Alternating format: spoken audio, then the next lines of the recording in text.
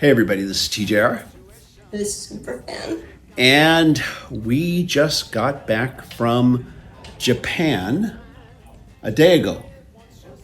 Yes. We're still very jet lagged, so if we seem a little loopy, you know why. Yes. Also, if you hear a lot of noise in the background, and I mean more noise than you're used to hearing in the background, it's because we, of course, bought souvenirs for close family and friends.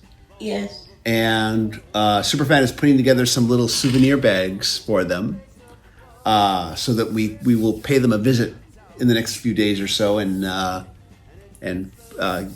give out those souvenirs. Hand out treats. Hand out treats, that kind of thing. Yes. Anyways, we won't get into that. But if you hear, missed Halloween. There you go. If you hear a lot of noise, that's what's going on. So also, we are hoping to release some videos soon about specific aspects of our visit to Japan. We went and spent a week in Shinjuku, Tokyo. Yeah. And then we also spent a week at the Tokyo Disney Resort theme park. We visited both Tokyo Disney and also Tokyo Disney Sea, spelled S-E-A as an ocean. And in case you're thinking it's a big letter C. But we spent some time there. We do want to talk about some of that stuff over the next couple of weeks in other videos. Hopefully posting some stuff, some of our observations, some of our thoughts on that. But right now, while Superfan is putting together these little souvenir bags for some of our relatives, I'm mainly going to be sharing with you a few LP purchases I made.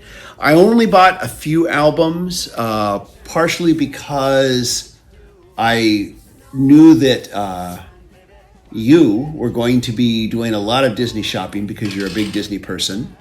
As I sit here with 4 giant bags. Yeah. Of stuff. I knew you were going to be doing a lot of shopping for yourself. We were going to do shopping for relatives. And also, I did a little shopping for myself outside of buying records. In fact, one thing I picked up while I was in Japan was this. And if you are in my age range, I am 63. And if you're in my age group, you might recognize who this is. And if you do, leave a comment and tell us who. I've been actually going down a big pop culture rabbit hole over the last couple months regarding this particular character here. And I might make a video. I've been learning all kinds of really interesting facts about the history of this character here. And so I might make a video about this. Anyways, I've been mainly going down this pop culture rabbit hole for fun. Just for personal fun, because it's been fun to do. But I might make a video once I've kind of finished all my findings. But anyways, though, if you know who this is, leave a comment. So I only picked up 2 records here. I wanted to pick. I just said that's it. After I bought these 2, I said that's it. We went to a used record store out there. By the way, Tower Records is still in existence in Japan. They've got a couple locations. We ran across 3, if I'm not mistaken. We did go into 2 of them. Yeah. One in Shibuya. Yeah. And one in Shinjuku. Yeah. Very near to our train station. Yeah, yeah. And it's just the coolest thing. And maybe you've seen this documentary that's out there. You can probably find it for streaming on streaming services called... it's a documentary about Tower Records, and now I can't think of what the title of it is. Maybe you can look it up real quick. But it is about the history of Tower Records. And again, for those of you in the age range, you probably remember Tower Records, a huge, huge record store chain. Probably the best of all the big record store chains back in the day was Tower Records. And at the end of that documentary, they do mention that Tower Records still exists in Japan. So that was always kind of in the back of my mind. All things must pass. All things must pass, yeah. It was not a title you would have expected. Of course, there's also the famous George Harrison album by that name as well. And, It looks like it's available on YouTube and on Google Play for rental. okay, cool. So it's out there. You can catch that if you've never seen it. It's a cool video. Cool documentary film. I shouldn't just call it a video, but a cool documentary film. And we did go visit Tower Records. It's all new stuff, of course, there. You picked up a CD, a bootleg CD. Yeah, a bootleg CD, actually. But they mainly deal in new stuff, not very much used. And the vinyl they're dealing with is all new. And of course, I've heard different things about vinyl, Japanese vinyl. It's very quiet, I've heard, but I've also heard it lacks bottom end. It's not as bassy as, say, a lot of American pressings or pressings out of other countries.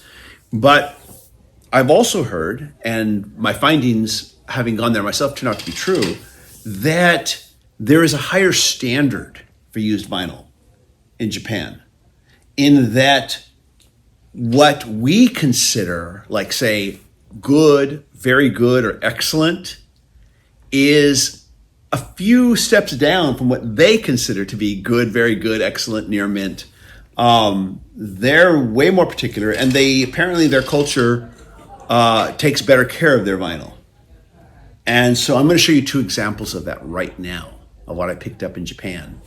And the first one here, I'm going to pull this out for you here, is a copy of In Through the Outdoor by Led Zeppelin. This is an album I didn't have on vinyl. This is a 70s copy.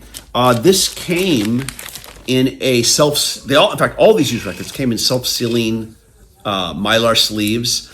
I myself personally like to use the ones that don't seal because it's easier to just get the record out.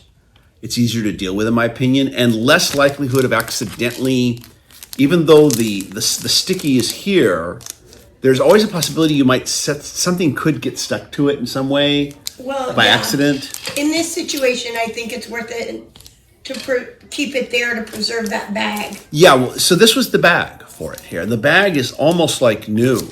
It's got shows a little bit of wear, but it is like almost brand new. So I just kept that in the self-sealing bag for it because it's the bag and there's nothing to see on the inside. You see it on the outside. There it is. But here is the copy I got here from the 70s. Again, I put it in a unsealed bag because I like these. It's just easier to take them in and out as far as protection. This cover, I kept looking at this thinking, my gosh, this looks brand new. Where's the wear? Yeah, I mean, this looks amazingly immaculate here. Here are the inserts. This being, of course, the original sleeve here. And again, that superfan just putting together those packages. So there we go. Because we're pressed for time here. And I've been being away the last 2 weeks. I had to make sure I had some videos ready to go while I was away. And I had to even at one point, unexpectedly and sadly, Ace Frehley, the lead guitarist of Kiss, passed away. I had to make a video there in Tokyo using my iPad, something I'm not used to doing, and just had to make a video because there was no way I was not going to talk about him because he was a big influence on my guitar playing. So I had to talk about him. And so I made a video there in Japan and posted it while I was overseas so that I could have something up for that. And you can check out that video if you like. But here's the inner sleeve. Here is the lyric sheet. I don't know if I've never owned this on vinyl before. I don't know if this one came with a lyric sheet, but as you can see, this lyric sheet is both in Japanese and in English. I almost said Japanese and vinyl, but here we go. And unless, of course, actually, I'm wondering now, these lyrics are in English. I'm wondering if maybe these aren't lyrics. Maybe these are just liner notes, possibly, now that I look at it again. You can see the side 1 and side 2 track listings, both in Japanese and in English. And then here's the record. This kind of sleeve here, inner sleeve, additional inner sleeve, is very typical in Japan, from what I understand. These little rounded edged sleeves here. And I pulled out this record and I looked at it. I asked the clerk there, is it okay? And I didn't know how to say that in Japanese, so I used Google Translate. And he replied back, yeah, just he said there's a table over there. Do it at that table. And yeah, this just is so clean. And it looked brand new. There's also a party going on next door. I don't know if you hear that too. But there's a party just like where 2 doors down. Anyways, you're probably hearing that too. But there it is. It's evenings like this that I can crank the stereo if I want, not worry about the neighbors. Or I can crank a movie, Anyhow, though, but there it is, in through the outdoor. Just immaculate. I just was like, wow. Now, I did play it and listen to it. It sounded really good, in my opinion. It probably could have had a little more bottom end, but it wasn't like a deal breaker for me. I thought it still sounded really good. I was very happy with it. This has always been, I would say, my least favorite Zeppelin album, which is not to say I don't like it. I like it. But of all of them, this has always been my least favorite one. Lately, I've been thinking I need to reevaluate this album, listen to it with fresher ears. Part of the reason why I maybe didn't like it as much is because it's such a different sounding album. And I know some people have said this was more of them trying to adapt to what was going to become the 80s. This was released in 79. But in 79, new wave music and punk music was already happening. So the 80s were starting to emerge as we would know them. And that this was Led Zeppelin adapting to that time or being influenced by that time. And it was less blues sounding. It was more keyboard driven. Of course, there was also the fact that Jimmy Page and John Bonham were both dealing with addiction problems at that point. And it was mainly, a lot of it was John Paul Jones and Robert Plant working together, a lot of it. And that had a lot of influence on that aspect of it too. But I've been thinking about re-examining this album, maybe talking about it, going back to my Weekend Spin series and doing that as part of it. But here it is, In Through the Outdoor, Led Zeppelin. This is one album that I don't have by Led Zeppelin that is on vinyl, and it is a vintage copy, even though it looks absolutely amazing. Yeah, it looks brand new. Yeah. And so, like I said, the bag. It even on the bag has the original Japanese price. Yeah. Which is, I think, very close to the price you paid for it now. Not sure, but at any rate, actually, I think I need a bigger bag for this one. I do have some larger ones. Now that I try to fit this inside of it. Well, yeah, that's bigger than the vinyl. So yeah. So I'm gonna have to I do have a bigger bag, so I'm gonna have to do that. But there we go, In Through the Outdoor. I'm sure you already guessed what the next one is because you could see it beneath our little friend here. And Magical Mystery Tour. This is a U.S. pressing. Ever since I got the blue box, the BC13 box, if I said it right. If I said it wrong, I'm sure the internet will correct me, as it always does, and always in a very non-judgmental way, because that's how the internet is. The internet's never judgy. No, never judgy. Magical Mystery Tour. This is a U.S. pressing. And since I got that blue box set, the only album that wasn't included was Magical Mystery Tour. That's because it wasn't canon.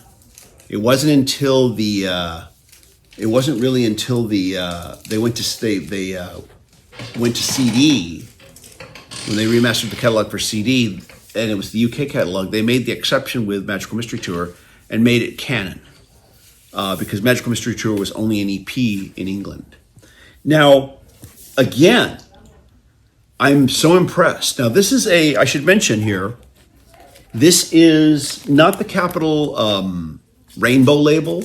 This is the Capitol Orange label. So this is older. This is not like a 60s. I'm guessing maybe 70s. You mean more recent, not an older pressing? Yeah, more recent, just a little, yeah. It's still an old pressing at this point. But it is more recent than that. It has this orange label. I'd done some research on the orange label ones. Some saying it's hit or miss, that some of the Orange Label ones are hit or miss. I played it. I thought it sounded fine. But this was an American pressing. It had some dust on it, but that was it. It wasn't, that Led Zeppelin one was as clean as I just showed you. It was so clean, it was unbelievable. But this one here had it was just dusty. That was all. I just cleaned off the dust, and that was it. You heard some snap and crackle at the beginning, and you heard some snap and crackle at the end after the song was done playing. The snap and crackle, of course, before the first song plays, and that's it. Otherwise, it was clean throughout. But I thought to myself, I don't have Magical Mystery Tour, the US stereo mix analog, so this would handle that as an addition, as a supplement to the blue box that I picked up.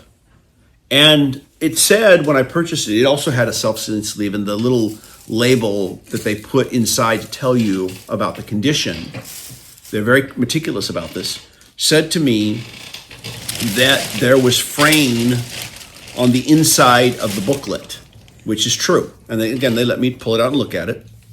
But the cover is, like, again, brand new. It looks absolutely brand new. The fraying on the booklet, you can see here. I'll show it. You can see it there on the corners there, right inside here, if you look closely. Other than that, the booklet, I looked through it. The booklet is in great shape. It looks fantastic. The pages are crisp and clean. The pages look brand new. The main issue is that it is frayed here where the staples are. It's got some tearing, minor tearing. I, by and large, probably won't be looking through this booklet when I do, play this album, this version, because it is fragile. But yeah. Everybody wish somebody at our neighbor's house happy birthday. Yeah. It had a paper sleeve. That was probably the original American paper sleeve, and that was it. I put it in one of these, of course, after I cleaned it. But yeah, it sounded great. I don't have a rainbow capital pressing to compare it to. And again, it would be expensive. I forget what I paid in yen, but this entire purchase for these two came to $30 US. I understand that the exchange rate right now, US to Japan, is the favor is on our side at this point in time. Even though Japan is largely still a more cash-oriented society, any place that accepted credit cards, I used credit card, and that's what I used there. And I remember it was pretty slim and none, the places that didn't take. I think it's because we were in bigger city areas. It was when we weren't that maybe we had to use cash more when we went to smaller businesses. Like when I purchased this, I paid cash. That was at a flea market. Antique market. Yeah. But there was another as well. There was actually another figure of this character that I bought, a different one, at a mall. But that dealer only accepted cash also. Yeah, this was at an antique flea market that I purchased this, and of course he was cash only. But some of those antique dealers had their own little, their own credit card machines too. I made my purchase with a credit card. Yeah, this one only accepted cash. But anyways, though, so yeah, this will just complement the blue box very nicely. Yeah. Because this album was never part of it, and now I've got a stereo, analog, vintage copy to go with that blue box, which was a lot of people, after I showed the blue box, gave me some tips and pointers about determining the age of it. Well, it was a UK box, but it was from the 70s. Or no, it was actually, I think it may have been, I think it was 80s actually. They did them in the 70s and they did them in the 80s. And they all said, whichever one you get, they all sound good. All the people that commented, and thank you for those that did, all said to me, whether you get the 70s or the 80s, they all sound good.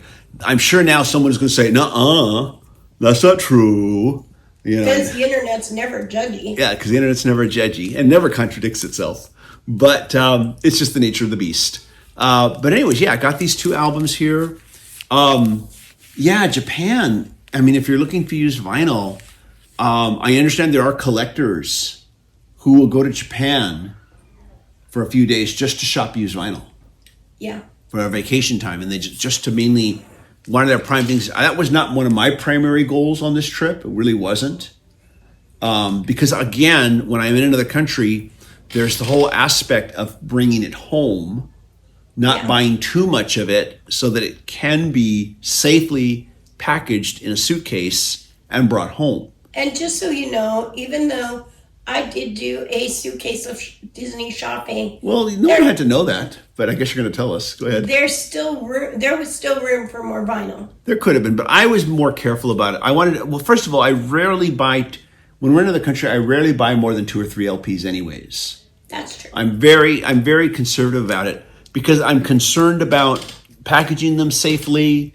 getting them home safely, and we're very concerned about, both of us have always been very concerned about it. And so this is not unusual for me. The only time I bought a lot of vinyl on a trip was when we went to Seattle, because then I could mail it all back, media mail. I didn't have to worry about. When we're in the U.S., it's a different story. Yeah, it's a different story. I didn't have to worry about having to pack it, because otherwise shipping gets very expensive if you're trying to ship out of a different country. So anything we buy, we don't ship anything back. We pack it up. But I knew on this one especially, usually it's not a big shopping spree, but I knew because you were going to Disneyland Tokyo and you're a big Disney fan and you wanted to get merchandise that you could only get there. And I wanted you to have enough room to be able to get what you wanted. And like I said, I'm still kind of on the fence about Japanese vinyl because while it is quiet and it does sound good, it doesn't have as much bass end. It's known for that. Yeah. As American vinyl. Although I was not unhappy with this Led Zeppelin. I felt like it could use a little more bass, but it wasn't a deal breaker by any means. I was very happy with how it sounded. And especially, again, the condition. So amazing. But yeah, so that's the records I bought in Japan, and I only went to one used record store. It was this one, and that was all there was. I tried to find a second one, but it was supposed to be close by, but couldn't find it. That's a whole nother story. Again, we're hoping to do some videos soon where we'll discuss different aspects of our trip to Japan and like cultural things that we noticed and just things like that. Hopefully you'll find those interesting. And again, if you recognize this character, leave a comment. And like I said, I've been going down a real pop culture rabbit hole on this character and may do a video on that at some point soon. I'm still going down that rabbit hole at this moment. But I have a lot of personal memories with this character from my childhood youth. I think you should tell the story about the one you got from your mom. No, because that's going to be part of that video. Okay. If it gets made, that story about my mother and this character is going to be part of that, because I think it's a big part of what got me down that pop culture rabbit hole.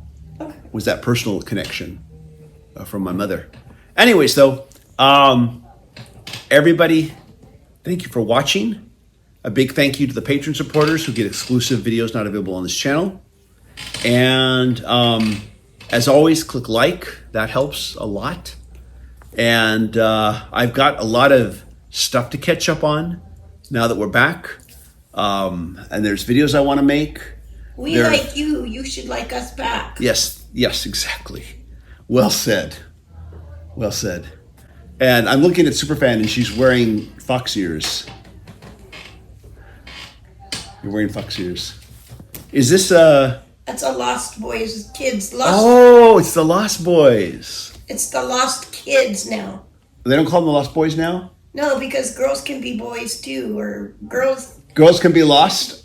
Girls can be lost too. But in the film, in Peter Pan, weren't they all boys? They were all boys. Yeah, I mean, okay. Well, great. We've just angered a whole bunch of people right now, but it's a Disney thing. Yeah, but yeah, the Lost Boys. This is one of those. They've changed it to Lost Kids because the girls felt left out. Okay. hey, I think girls can be lost boys too, and they can call themselves lost boys if they want. I think girls can play Superman if they want. And I think boys can play Supergirl if they want. I have 2 nephews, one of whom is in the U.S. Army right now. And he and his brother, when they were little kids, they liked to play daddies. They liked to play with baby dolls, and they liked playing that they were daddies. There's nothing wrong. Nothing wrong with that. But back then, that was still kind of like what are you playing with dolls for? They wanted to pretend they were daddies, and now they are real daddies. They are real dads. This looks pretty good on me, actually. I might steal this from you. Try. I think I look pretty damn suave, pretty damn bodacious. But And a couple times I did see brother and sister, siblings, like oh yeah, we saw them. 5 and 6 years old. We're talking as Anna and Elsa. Yeah, again, this is in Japan at the Disney park. Yeah, you saw little girls dressed as Anna and Elsa, but you also saw boys dressed as Anna and Elsa, or brother and sister dressed as Anna and Elsa, among other things. But yeah, I think girls can be lost boys if they want, and I think girls can pretend they're Superman if they want, and I think boys can pretend they're Supergirl if they want. And Anyhow. and boys can be. But I don't think we have to their call them Elsa. lost kids. I really don't think we have to do that. I think we can just call them lost boys. That's my thought. I didn't do that. They I did know that. you didn't do it. I didn't think this was going to get into a discussion on how we name things. But anyways, though, but there it is, a lost boy's hat, pretty cool looking. Here, I'll give it back to you. It looks a lot cuter on you than it does on me, to be honest. But we'll see you all in the next video, everybody. Take care. Bye. I hope you don't have lice. No. Goodbye, everybody. Bye. Bye.